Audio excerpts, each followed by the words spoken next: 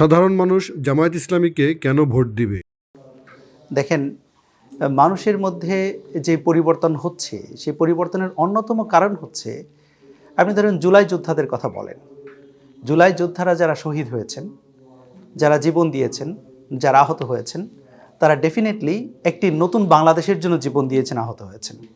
তারা নিশ্চয়ই পাথর খাওয়ার জন্য জীবন দেয় নাই, তারা নিশ্চয়ই বালু খাওয়ার জন্য জীবন দেয় নাই।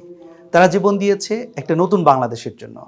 এবং জুলাই যোদ্ধারা যেভাবে সাধারণ ছাত্রদেরকে সামনে নিয়ে একটি ফ্যাসিবাদী সরকারের পতন ঘটাতে সক্ষম হয়েছে, ঠিক একই রকমভাবে সাধারণ মানুষ, তারা যারা মানুষের অধিকারকে বাস্তবায়ন করবে এবং যারা মানুষের অধিকারকে তাদের দোরগোড়ায় পৌঁছে দেবে এবং দুর্নীতিমুক্ত একটি প্রশাসন উপহার দেবে, তাদেরকে তারা বাছাই করবে। সেই হিসেবে আমি মনে করি বাংলাদেশ জামাত ইসলামীকে তারা পজিটিভ এবং কেপেবল পলিটিক্যাল পার্টি হিসেবে তারা মনে করে।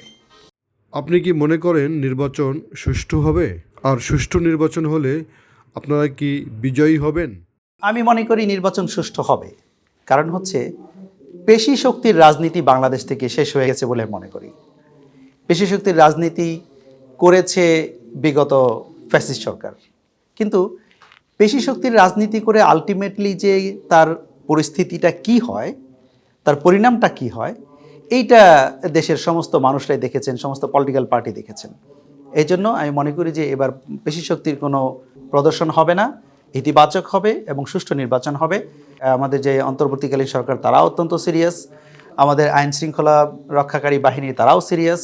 সুতরাং আমি মনে করি এটা নির্বাচনটা সুষ্ঠু হবে, সুন্দর হবে। এবং সুষ্ঠু নির্বাচন হলে আমি 100% কনফিডেন্ট আমরা বিজয়ী হব ইনশাআল্লাহ। ভোট দিও ভাই দাড়ি পাল্লা, ভোট দিও ভাই